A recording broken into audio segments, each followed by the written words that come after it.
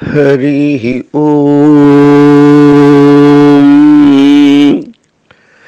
श्रीमते रामानुजाय नमः।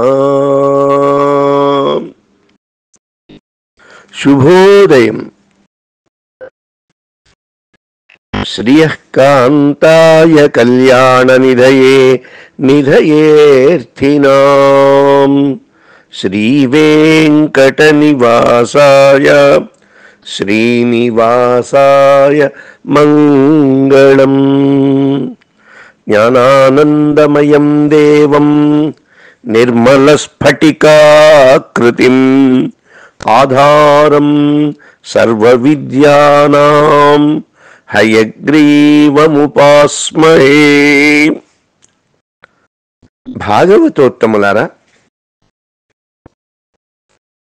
మానవుని యొక్క నిత్య జీవితం అనేకమైనటువంటి కష్ట సుఖాలతో ద్వంద్వంతో కూడి ఉంటుంది. ఒకరోజు ఉన్నట్లు ఒకరోజు ఉండదు. ఒక్కొక్కసారి మనం శారీరక బాధలు అనుభవిస్తూ ఉంటాం, మరొక్కసారి మానసిక బాధలు అనుభవిస్తూ ఉంటాం. అంతేకాదు, ఈతి బాధలు కూడా, అంటే దేశ కాలాల్ని బట్టి వచ్చే బాధలు కూడా అనుభవిస్తూ ఉంటాం. తెలియనటువంటి చికాకులు పడుతూ ఉంటాం. మనకే కాదు, మన సంబంధించినటువంటి వారికి ఏదైనా బాధ వస్తే అది కూడా మనని కలచివేస్తూ ఉంటుంది. పిల్లల అనారోగ్యాలు కావచ్చు, పెద్దల యొక్క అనారోగ్యాలు కావచ్చు, వృత్తి వ్యవహారాల్లో ఘోరమైనటువంటి చిక్కులు కూడా సంభవిస్తూ ఉంటాయి. అనిత్యం అసుఖం లోకం ఇమం ప్రాప్య భజస్వమని శ్రీకృష్ణ భగవానుడు గీతలో చెప్పాడు. అర్జున, ఈ లోకం అనిత్యమైనటువంటిది, అసుఖమైనటువంటిది, అంటే సుఖమును ఉండదు. అయినా నువ్వు నన్ను తప్పక శరణు వేడు అన్నారు. ఎలాగా అంటే, ఆయన మరి ఉపేయం చెప్పారు, తన పాదాలనే పట్టుకోమని. మరి ఉపాయం ఏమిటి? మరలా వారి పాదాన్ని కీర్తించడమే. ఉపాయము ఉపేయము అని రెండు ఉండవు కదా. రెండూ కూడా భగవంతుణ్ణి చేరాలనే దానికి భగవంతుణ్ణే ఉపాసన చేయాలి. ఆయన నామాన్ని కీర్తించాలి. ఆయన యొక్క దివ్యమంగళ విగ్రహంలో పాదముల దగ్గర నుండి కిరీటం వరకు, అదేవిధంగా దివ్యాయుధాలను స్మరించడమే సకల విధమైనటువంటి కష్ట నష్ట దూరానికి ఒక గొప్ప ఉపాయము. అదే శ్రీమన్నారాయణ చరణౌ శరణం ప్రపద్యే అనేటువంటిది కదా.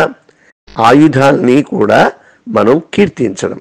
ఆ దిశలో భాగవతోత్తములారా, ఈ రోజున శ్రీ నిగమాంత మహాదేశికులు అనుగ్రహించిన సుదర్శన అష్టకాన్ని అనుసంధానం చేసి దానిలో ఉన్నటువంటి వివరాలని కూడా తెలుసుకుందాం.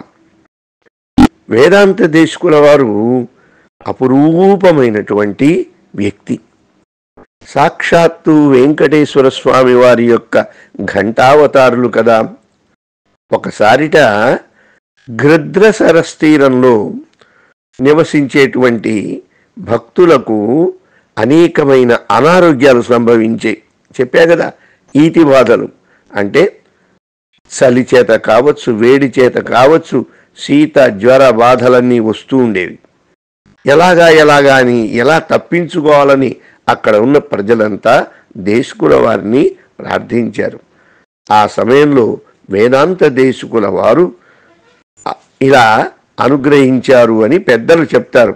శ్రీమద్ గృధ్రసరస్తటావనిజుషాం శ్రీమత్ గృధ్రసరస్తటావనిజుషాం శ్రీవైష్ణవానాం పురా యశీతజ్వర నుత్తయే వ్యతనుత శ్రీ హేతిరాజాష్టకం. అలాంటి ఆ గృధ్రసరస్తీర తటంలో ఉన్న భాగవతోత్తములకు కలిగినటువంటి ఈతి బాధలు, దేహ బాధలు శమించడం కోసం ఈ సుదర్శన అష్టకాన్ని వ్రాశారని అంటారు. మనం ఈ రోజున ఆ సుదర్శన అష్టకాన్ని దాన్ని అనుభవిద్దాం. అంతేకాదండి, ఒకానొక సమయంలో వేదాంత దేశకుల వారు తిరువహీంద్రపురంలో నివసిస్తూ ఉన్న సమయంలో, ఆ సమయంలో వేదభాష్యులు, వేద నిందకులు, కుదృష్టి సిద్ధాంతాలు అంటే వేదార్థాన్ని తప్పుగా చెప్పేటువంటి వారి సిద్ధాంతాన్ని ఖండించడం కోసం పరమత భంగంగా ఆయన బ్రహ్మాండమైనటువంటి గ్రంథాలు రాయాలనుకున్నారు. ఆ సమయంలో ఆ మహాకార్యం పూర్తి కావాలంటే ఇదిగో ఈ సుదర్శన భగవానుని యొక్క అనుగ్రహం కావాలని భావించి వేదాంత దేశకుల వారు ఈ సుదర్శనుని ఈ విధంగా అష్టకం ద్వారా స్తోత్రం చేశారు. దాన్ని మనం ఇప్పుడు అనుసంధానం చేసుకుందాం. శ్రీమాన్ వెంకటనాథార్యః కవితార్కిక కేసరీ వేదాంతాచార్యవర్యో మే సన్నిధత్తాం సదా హృది. నా హృదయంలో ఆ వెంకటనాథుడు, కవితార్కిక సింహుడు, వేదాంతాచార్యుడైన ఆ వేదాంత దేశకుల వారు ఎప్పుడూ నిలబడుగాక అని ఈ స్తోత్రాన్ని వారికి నమస్క్రియగా భావిస్తూ ఈ సుదర్శన అష్టకం మహా చమత్కృతిగా సాగుతుంది. భాగవతోత్తములారా, ఈ సుదర్శన అష్టకాన్ని చదువుతూ ఉంటే మన నోటికి ఒక అద్భుతమైనటువంటి శక్తి వస్తుందండి. దీనిలో అనేక ప్రాసలు ఉంటాయి. సంస్కృత భాషలో ఉన్న పదాలు అనేక విన్యాసాలతో ఈ సుదర్శన అష్టకం సాగుతుంది. ముఖ్యంగా ఇది గనక మనం పిల్లలకు నేర్పితే వారికి వాక్కు అద్భుతంగా వస్తుంది. ఒక్కసారి వింటే మీకే తెలుస్తుంది. దీన్ని ఆ స్వామి భాగవత కటాక్షాన్ని దాసుని ఎందుకు కురిపిస్తూ దీన్ని ఈ విధంగా పలికిస్తున్నారు. మొదటి శ్లోకం. ప్రతిభట శ్రేణి భీషణ వరగుణస్తోమ భూషణ జనిభయస్థాన తారణ జగదవస్థాన కారణ నిఖిల దుష్కర్మ కర్షణ నిఖిల సద్ధర్మ దర్శన జయ జయ శ్రీ సుదర్శన జయ జయ శ్రీ సుదర్శన. ఆహా, ఈ శ్లోకాల్ని రచించడంలో జయ జయధ్వానాలు. నమ్మాళ్ళు వార్లు మనందరికీ అంటే విజయం కోసం అన్నట్లుగా తిరువాయిమొഴി మహాప్రభంలో ఆళి ఎడా శంగుం విల్లుమెడా అంటూ పంచాయుధాల్ని స్తోత్రం చేశారు. దానిని మనస్సులో ఉంచుకున్న దేశకుల వారు భగవానుని దివ్యాయుధాల్ని తమకు జయం కలగాలని, తాము చేయబోయేటువంటి గ్రంథములకు మంగళములు కలగాలనే ఉద్దేశ్యంతో సుదర్శన భగవానుని జయ జయధ్వానాలతో ఉండాలని ఈ 8 శ్లోకాలు జయ జయధ్వానాలతో మారు మ్రోగించారు. అందులో ఈ మొదటి శ్లోకంలో అంటున్నారు, ప్రతిభట శ్రేణి భీషణ. ప్రతిభటులు అంటే శత్రువులండి. ఆ శత్రువుల సమూహానికి భీషణ భయంకరమైన వాడా సుదర్శన జయీ భవ దిగ్విజయీ భవ అంటున్నారు. అంతేకాదు వరగుణస్తోమ భూషణ, వరగుణాలు శ్రేష్టమైన గుణాల సమూహాన్ని భూషణ అలంకారంగా కలిగినవాడు. అంతేనా, జనిభయస్థాన తారణ. జనిభయం అంటే జన్మ అనేటువంటి భయానికి స్థానమైనటువంటి సంసారాన్ని దాటించేటువంటి వాడు. జగదవస్థాన కారణ అంటే లోకాల స్థితికి కారకుడైనటువంటి వాడు. ఇంకా నిఖిల దుష్కర్మ కర్షణ అంటే అనేకమైనటువంటి సమస్త పాపాలను పోగొట్టేటువంటి వాడు. నిగమ సద్ధర్మ దర్శనో, వేదాలలో చెప్పబడిన సకలమైన గొప్ప ధర్మాలను దర్శింపచేసేటువంటి వాడు ఎవరు? స్వామి నువ్వు కాదా? జయీ భవ, దిగ్విజయీ భవ, జయ జయ శ్రీ సుదర్శన, జయ జయ శ్రీ సుదర్శన అని. ఈ శ్లోకం గమనించండి, ప్రాసలు ఎలా ఉన్నాయి? భీషణ, భూషణ, తారణ, కారణ, కర్షణ, దర్శన, సుదర్శన, సుదర్శన. భగవానుని యొక్క ప్రధానమైనటువంటి ఆయుధం సుదర్శన ఆయుధం. కాబట్టే సుదర్శనం మంచి జ్ఞానాన్ని ఇస్తుంది, మంచి దివ్యమంగళ విగ్రహుడైనటువంటి స్వామి పాదాన్ని కూడా మనకి చూపిస్తుంది. అటువంటి సుదర్శనుల వారిని జయీ భవ, దిగ్విజయీ భవ అని కీర్తించారు భాగవతోత్తములారా. ఇప్పుడు 2వ శ్లోకాన్ని ఎలా అనుగ్రహిస్తున్నారో చూడండి. శుభ జగద్రూపమండన సురజనత్రాస ఖండన శతమఖ బ్రహ్మ వందిత శతపథ బ్రహ్మ వందిత ప్రథిత విద్వత్స పక్షిత భజదహి పుణ్య లక్షిత జయ జయ శ్రీ సుదర్శన, జయ జయ శ్రీ సుదర్శన. శుభ జగద్రూప మండన అంటే భగవానుని యొక్క శుభాశ్రయం. అంటే దివ్యమంగళ విగ్రహంలో జగద్రూప భగవానుని యొక్క విరాట్ రూపానికి మండనా. ఆ స్వామివారు అనగానే ముందు మీకేం కనపడుతుంది చెప్తండి? సుడరాళియం పల్లాండ్, ఆ సుదర్శన చక్రం కనపడుతుంది. అదేవిధంగా పాంచజన్యం కనపడుతుంది. ఈ 2 మహావిష్ణువునకు గుర్తు కదా. కాబట్టి అటువంటి శుభ జగద్రూపానికి అంటే భగవానుని యొక్క విరాట్ రూపానికి అలంకారమైన వాడా జయీ భవా అంటున్నారు. సురజనత్రాస ఖండన అంటే రాక్షసుల వల్ల కలిగిన భయాన్ని ఖండన నశింపచేసేటువంటి వాడు. ఇంకా శతపథ శతమఖ బ్రహ్మ వందిత, శతమఖ అంటే ఇంద్రుడు, బ్రహ్మ బ్రహ్మ అని మహాత్ముల చేత వందిత అంటే బ్రహ్మాది దేవతలు ఎప్పుడూ కూడా సుదర్శన భగవానుణ్ణి స్తుతిస్తూ ఉంటారట.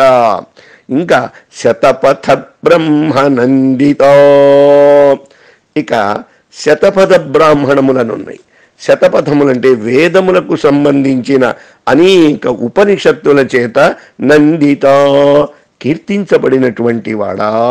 ప్రథిత విద్వత్ సపక్షిత, గొప్ప గొప్ప విద్వాంసులందరూ కూడా అందరినీ తన పక్షానికి చెందినవాడుగా చేసుకొనబడ్డాడు. దూర్వాసుడు చూడండి, ఆ రోజున గొప్ప గొప్ప వాళ్ళ దగ్గరికి వెళ్ళాడు.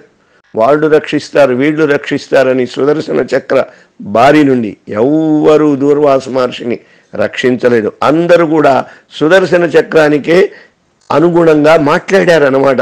అటువంటి మహాత్మ్యము కలవాడా. భజదహిర్బుజ్ఞ లక్షిత, అహిర్బుజ్ఞుడంటే పాంచరాత్రాగమాల్లో రుద్రునికి ఒక పేరు ఉన్నది.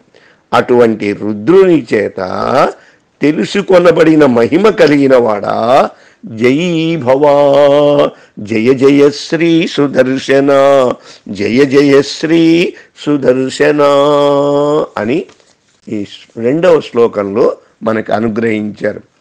భాగవతోత్తములారా 3వ శ్లోకంలో ఇలా చెప్తున్నారు.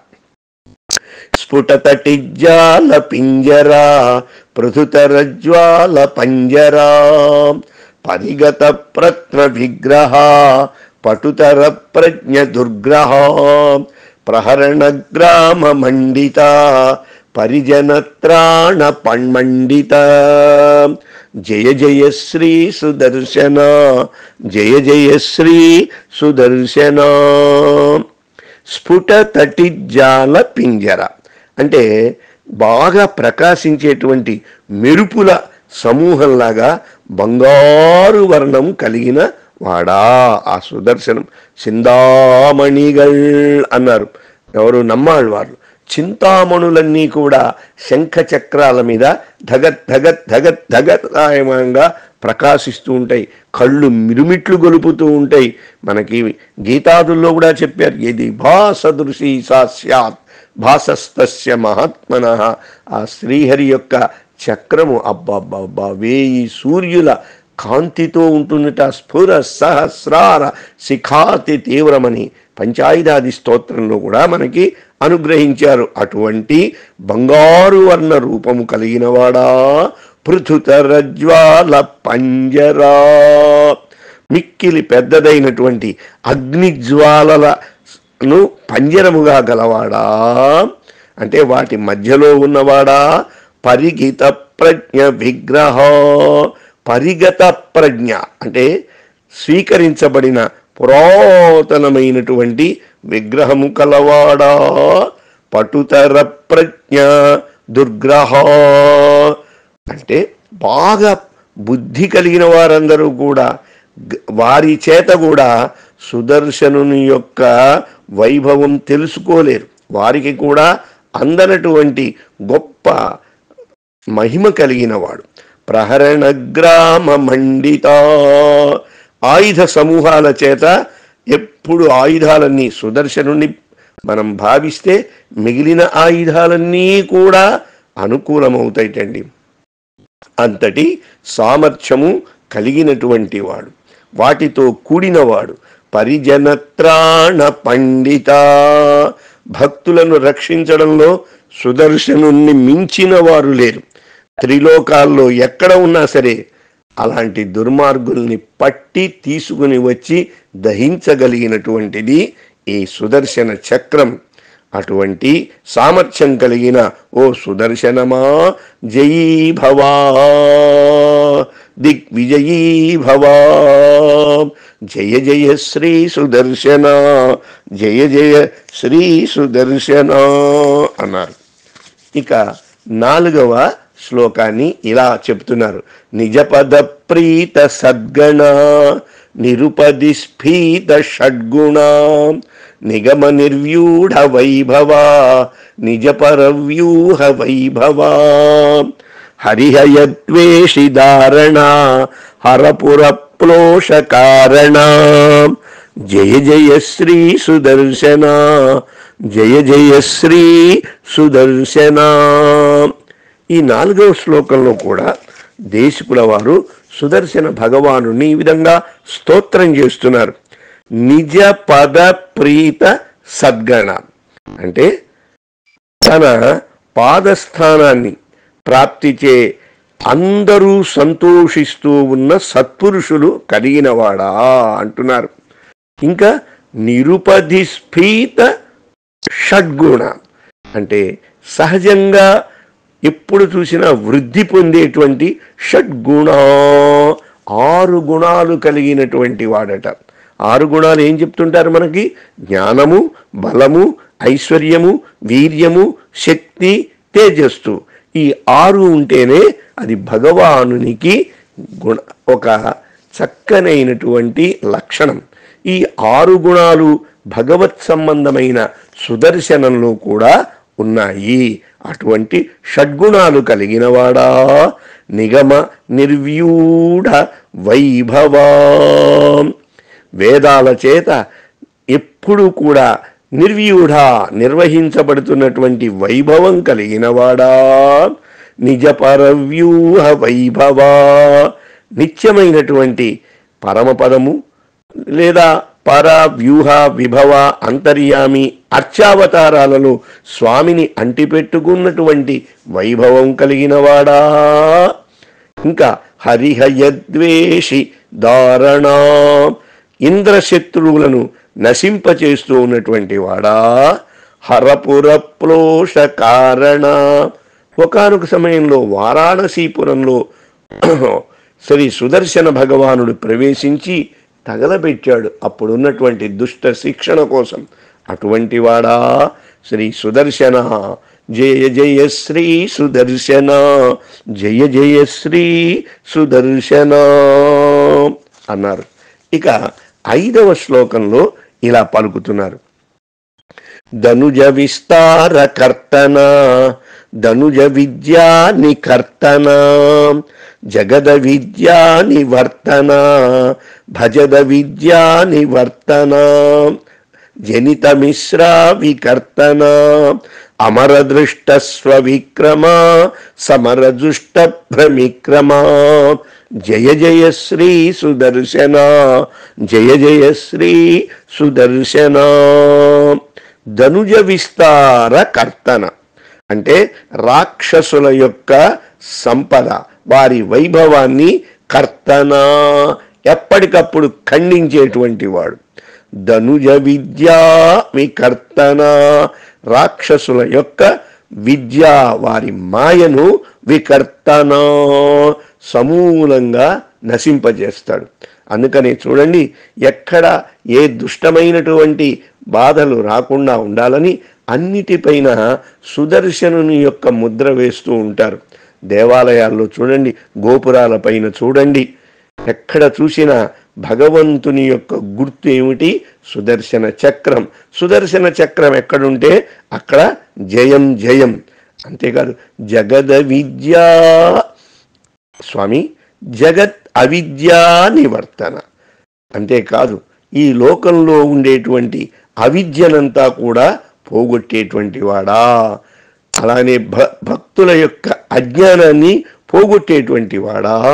అమరదృష్ట స్వవిక్రమ సదా దేవతల చేత భగవానుని యొక్క విక్రమాన్ని కీర్తించబడుతూ ఉంటాడు. సుదర్శన చక్రాన్ని వాళ్ళు బాగా కీర్తిస్తూ ఉంటారట.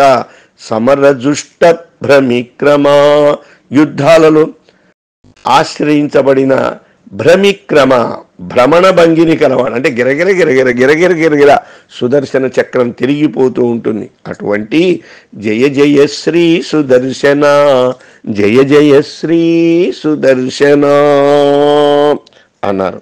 తర్వాత 6వ శ్లోకంలో ఇలా అనుగ్రహిస్తున్నారు. ప్రతిముఖాలీఢ బంధురా పృథుమహాహేతి దంతురా వికటమాయా బహిష్కృత వివిధమాలా పరిష్కృత పృథుమహాయంత్ర యంత్రంత్రిత దృఢదయా తంత్రయంత్రిత జయ జయ శ్రీ సుదర్శన జయ జయ శ్రీ సుదర్శన. ప్రతిముఖాలీడ అంటే సుదర్శన భగవానుని యొక్క ఆ భంగిమ చెప్తున్నారండి. ఎడమకాలు ముందుకు చాచి కుడికాలును మరచిన ప్రత్యాలీఢం అనే సన్నివేశంతో బంధురా మనోహరమైన వాడా, పృథు మహాహేతి దంతురా బాగా విపులమైనటువంటి గొప్పవైన ఆయుధాల చేత వ్యాపించినవాడా, వికటమాయా బహిష్కృత ఘోరమైనటువంటి మాయకు బహిష్కృత దూరమైన వాడా, వివిధ మాలా పరిష్కృత అనేకమైన మాలికల చేత అందముగా అలంకరించబడినటువంటి స్వామి. పృథుమహాయంత్ర తంత్రిత గొప్పదైనటువంటి యంత్రమును ప్రతిష్ఠింపబడిన వాడ సుదర్శన యంత్రం అండి. ఎన్నో స్థలాల్లో మనం చూస్తూ ఉంటాం సుదర్శన యాగాలు, సుదర్శన మంత్రము, సుదర్శన తంత్రము, సుదర్శన యంత్రము, వీటి చేత లోకోపకారం చేస్తూ ఉన్నటువంటి వాడా, అన్నిటినీ వశము చేసుకున్నటువంటి వాడా. కాబట్టే సుదర్శన యంత్రం అంత గొప్పగా ప్రతిష్ఠింపబడుతుంది. దృఢదయా తంత్ర యంత్రిత ఆ దృఢమైనటువంటి దయ అనేటువంటి తంత్రం చేత వశీకరింప చేసుకొనబడినవాడా. ఆయన దయ కలిగితే సుదర్శనుడు మనకు వశమండి. చక్రమా అంటూ అన్నమాచార్యుల వారు కూడా ఆ సుదర్శన చక్రాన్ని ఎన్ని రకాలుగా కీర్తించారండి.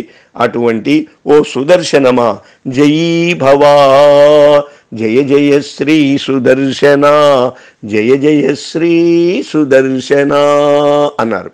ఇక 7వ శ్లోకంలో మహిత సంపత్ సదక్షరా విహిత సంపత్ షడక్షరా షడరచక్ర ప్రతిష్ఠిత సకలతత్వ ప్రతిష్ఠిత వివిధ సంకల్ప కల్పక విబుధ సంకల్ప కల్పక జయ జయ శ్రీ సుదర్శన జయ జయ శ్రీ సుదర్శన. మహిత సంపత్ సదక్షర, గొప్పదైనటువంటి ఐశ్వర్యం చేత బ్రహ్మజ్ఞానులకు మోక్షమైన రూపంగా ఉండేవాడా. విహిత సంపత్ షడక్షర, అనుగ్రహించబడిన ఐశ్వర్యాన్ని కల 6 అక్షరాలు కలిగిన మహామంత్రమా ఓ సుదర్శనమా. షడర చక్ర ప్రతిష్ఠిత, 6 అరలలో 6 కోణాలలో ఈ చక్రం ప్రతిష్ఠితమై ఉంటుంది కదా. ఇంకా వివిధ సంకల్ప కల్పక, సకల తత్వ సమస్త తత్వాలను ప్రతిష్ఠిత అంతర్యామి రూపంలో ఉండేటువంటి స్వామి వివిధ సంకల్ప కోరికలకు కల్పవృక్షం లాంటివాడు. కోరికలు తీరాలంటే సుదర్శన అష్టకం చదువుకుంటారండి. విబుధ సంకల్ప కల్పక, దేవతల యొక్క కోరికలను కూడా తీర్చేటువంటి మహానుభావుడు. అంతే. జయ జయ శ్రీ సుదర్శన జయ జయ శ్రీ సుదర్శన. ఇక 8వ శ్లోకంలో భువననేత్రయీమయా భువననేత్ర త్రయీమయా సవన తేజస్త్రయీమయా నిరవధి స్వాదు చిన్మయా నిఖిల శక్తే జగన్మయా అమిత విశ్వక్రియామయా శమిత విశ్వద్భయామయా జయ జయ శ్రీ సుదర్శన జయ జయ శ్రీ సుదర్శన. భువన నేత్ర, ఈ లోకాలన్నిటికీ కన్ను లాంటి వాడండి. భగవానుని యొక్క కైంకర్యముగా అందరినీ పరిశీలిస్తూ ఉంటాడట. త్రయీమయ, వేదములే భగవానుని యొక్క సుదర్శన భగవానుని యొక్క స్వరూపము. సవనతేజస్త్రయీమయ, యజ్ఞయాగాదులు 3 విధాల అగ్నిని కలిగి ఉంటాడట. ఏమిటవి? గార్హపత్యము, ఆవహనీయము, దక్షిణ అనేటువంటి 3 రూపాలతో ప్రత్యక్షమయ్యేటువంటి వాడా. నిరవధి స్వాదు చిన్మయ, అంతులేని భోగ్యమైన జ్ఞానాత్మకమైనటువంటి స్వరూపము నువ్వేగా. నిఖిల శక్తే, సమస్త శక్తిని కలిగిన వాడా. జగన్మయా, ఈ జగదాకారమే నీ సుదర్శనము. చూడండి, ఏ వస్తువు చూసినా వృత్తాకారంగా కనబడుతుంది. మొత్తం భువన భాండాలన్నీ కూడా ఎలా ఉంటాయండి? వృత్తాకారంగా ఉంటాయి. అండ పిండ బ్రహ్మాండాలన్నీ సుదర్శనాకారమే. ప్రతి యంత్రము అన్నిటిలో అధిష్టాన దైవం ఎవరండి? సుదర్శనమే. సర్వకర్మ సమారాధ్య శమిత విశ్వద్భయామయా, అంటే లోకంలో భయంకరమైనటువంటి ఉపద్రవాలన్నిటినీ కూడా శమిత, నిలపు చేయగలిగినవాడు, నాశనం చేయగలిగినవాడు. ఆమయా, రకరకాల వ్యాధులన్నిటినీ కూడా తొలగించగలిగేటువంటి స్వామి. జయ జయ శ్రీ సుదర్శన జయ జయ శ్రీ సుదర్శన. భక్తులకు వచ్చేటువంటి సమస్త భయాలు అనేటువంటి రోగాలు, వాటిని కూడా పోగొట్టేటువంటి వాడు.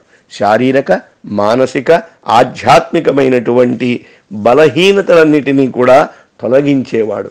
సకల శుభాలకు కూడా ఆశ్రయమైనటువంటి ఈ సుదర్శనుడు నిరంతరం కూడా జయీ భవ దిగ్విజయీ భవ అంటూ జయ జయ శ్రీ సుదర్శన జయ జయ శ్రీ సుదర్శన అని 8 శ్లోకాలని కూడా స్వామికి, సుదర్శన భగవానునికి స్తోత్రంగా అపురూపముగా సమర్పించారు వేదాంత దేశకుల వారు.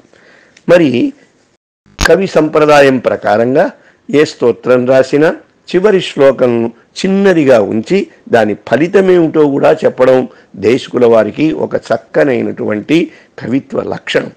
వారు అలా తప్పకుండా ప్రతి స్తోత్రంకి వచ్చే ఫలితాన్ని కూడా చెప్తూ ఉంటారు.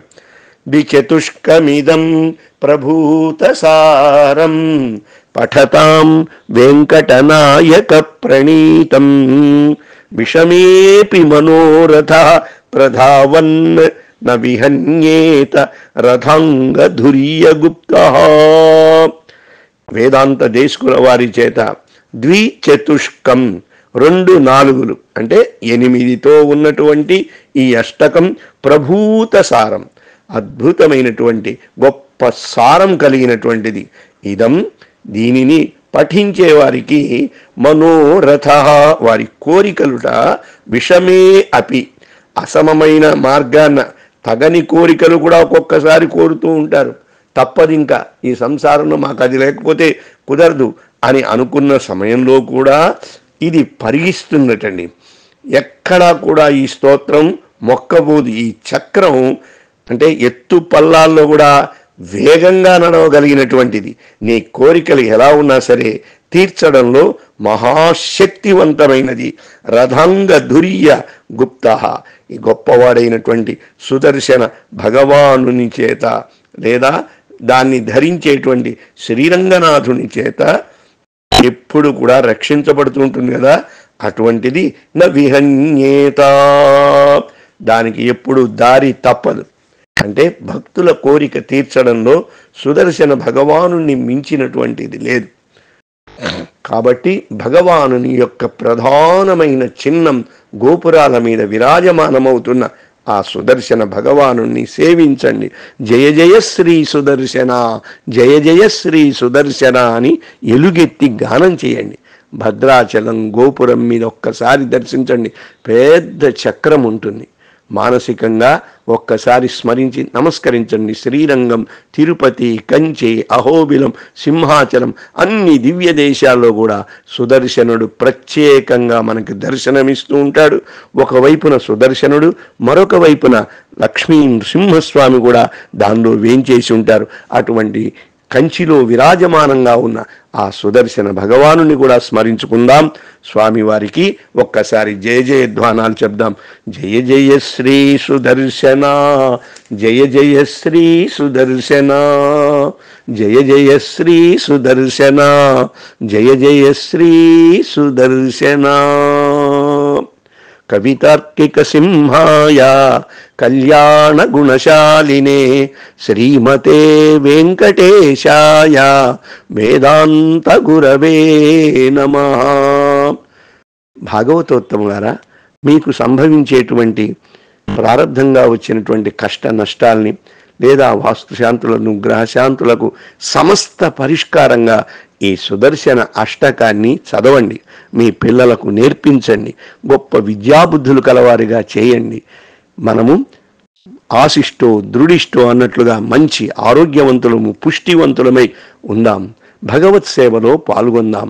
భాగవత కైంకర్యాలు చేద్దాం. భుజములపైన శంఖచక్రాన్ని ధరిద్దాం. స్వామిని కీర్తిద్దాం. జయ జయ శ్రీ సుదర్శన అంటూ ఈ స్తోత్రాన్ని స్వామివారి యొక్క దివ్య పాదార విందాల్లో సమర్పిస్తున్నాం. అడియేన్ రామానుజదాస. శ్రీమతే రామానుజాయ నమః. మీ తిరుమడిశై ఆళ్వార్.